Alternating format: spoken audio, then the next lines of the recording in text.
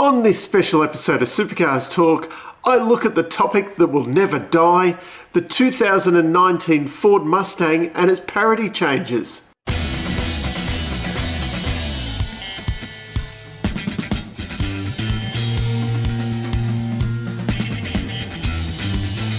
question that doesn't seem to die is, did Ford go out, like Roland Dane requested of them, and build a better car, and did the 2019 GT3 spec Ford Mustang supercar have an unfair advantage?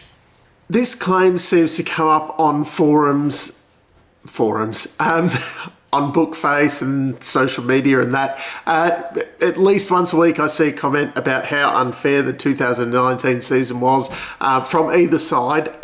You have the Holden guys saying, you know, they came out with the GT3 Mustang and it was so unfair. And then you have the Ford side saying that, you know, the Mustang, you know, got hobbled 19 times during the year, and how were they supposed to win when, you know, constant parity changes and all that. So on this video, I'm just going to try and clear that up a little bit. An easy way to do this is just look at the pure stats from the championship that year.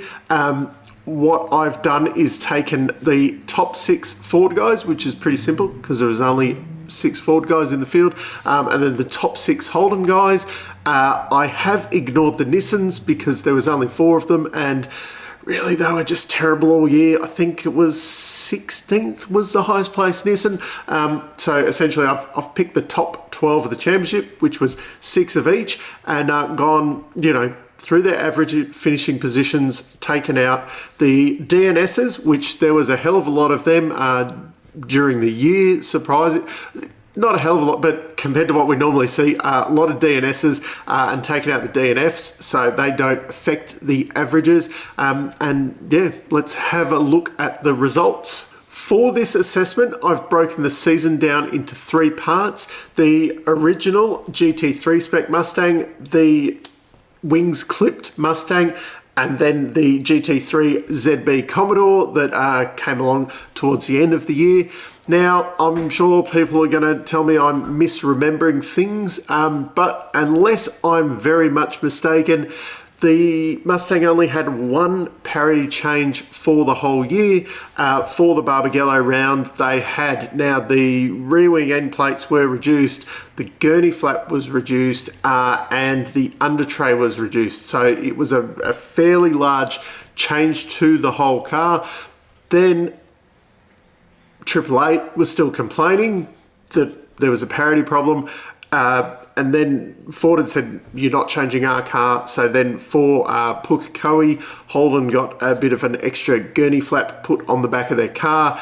So that, you know, kind of decides the 3 sections of the championship where the cars, you know, went through their various stages. Of course, I think the Nissan just, you know, went further and further back during the year. They never seemed to be quite in the parity fight there.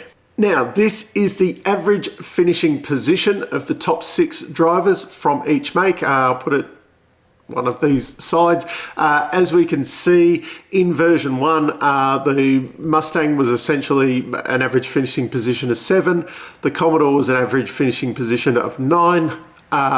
Then when we go to version 2 of the Mustang, it actually got better, surprisingly, 6.5 compared to 9. Again, version 2.0 of the Commodore, things evened out a lot more, 8.5 compared to 8, which gave us a season average of 7.15 versus 8.92.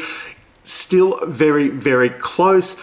Now, if we take the freak of nature, Scott McLaughlin, out of the results, and before anyone says about, look at what he's doing in IndyCar right now, and yeah, he's a freak. He is something very, very, very special.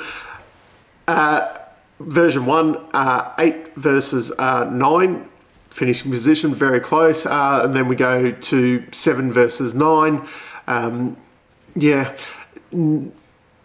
End of the season, 9.5 versus 8 average finishing position, and then closer to 8 for the Mustang over the whole season versus closer to 9 for the Commodore, but very, very, very close when we look at those numbers. Breaking this down a little bit further, as I said, finally, the Mustang seemed stronger in the middle of the year than what it did kind of at either end, and that was after it had its wings clipped. There is a bit of a tinfoil hat kind of theory there that the 888 form slump in the middle of the year was a bit more due to making them look worse than what they actually were. They did actually, in the middle of the year, 888, they definitely had a form slump. They only scored 6 podiums out of a possible 12 races over that mid-season. At the start of the year, they scored 7 podiums out of the 10 races, and at the end of the year, they were on the podium 11 times out of 9 races. So how does that work? Because they have 2 cars. Essentially, they're on the podium 11 times out of a possible 18.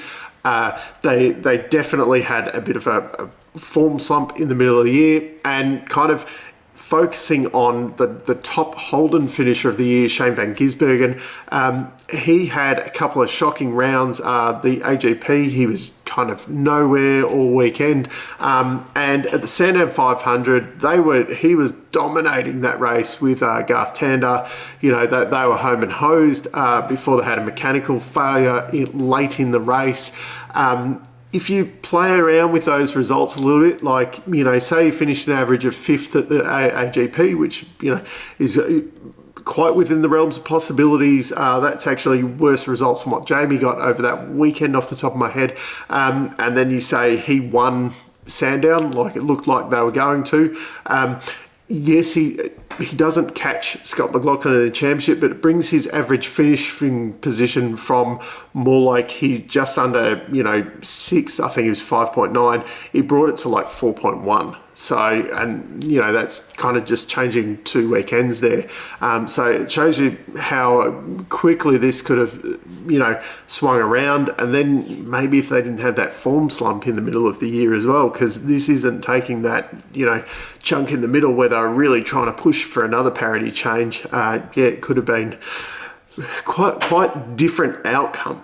The other thing we have to look at is actually, the 6 guys from each side of the championship. So on the Ford side, we had the 2 Penske cars, class of the field. Then we had the four Tickford cars, and there was no pay drivers in at Tickford like there was this year.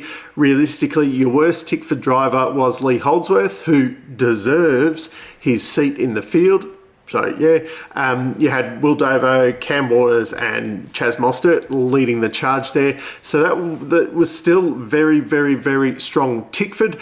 Then we look on the Holden side of the ledger. Of course, you had 888 there, Van Gisbergen and Whincup. No questioning that lineup. But then Reynolds in Erebus was the 3rd best Commodore for the year. 4th best was Percat at BJR. And then we had the soon-to-be axed Walkinshaw lineup of Courtney and Pye. So definitely pains me a little bit to say, but definitely the Holden side of the ledger that year was not as strong as what the Ford side of the ledger was. Regardless, even if you gave all of those teams a Mustang, it's not like, Courtney and Pye at Walkinshaw in that period, they weren't going to go out and beat, Mostert and Waters at Tickford. Apples for apples kind of thing. They weren't as good. So in conclusion, the big story of 2019, the big parity debate, let's not get into the other big story of 2019. Maybe that's for another video. This probably was a storm in a teacup. The Mustang didn't constantly get changed all year. Both of them had a parity change during the year. Granted, the Mustang had more change on its parity change, whereas the Commodore's was just that extra gurney flap added onto the boot kind of spoiler part. The Mustang probably was a bit better car at the start of the year, but you've got to remember that Roland Dane kind of came out and taunted Ford there and said, you've got to go out and build a better car when the ZB came out with its advantages. So Ford went and did the same thing. As we look through the numbers, as Shakira's hips say the numbers don't lie. Trying to get a pop culture reference in there. I don't think I did very well at it. Anyway, we take away the freak Scott McLaughlin, and all of a sudden it's a hell of a lot closer, and you can't. It'd be hard to dispute that the Ford teams were probably a bit of a stronger proposition that year than what the Holden teams were when you look through the depth of the field. But, you know, this will still rage on Bookface for years and years and years to come. But yeah, just trying to clear this one up a little bit. Until next time, I'm still Dave, and I'll catch you later.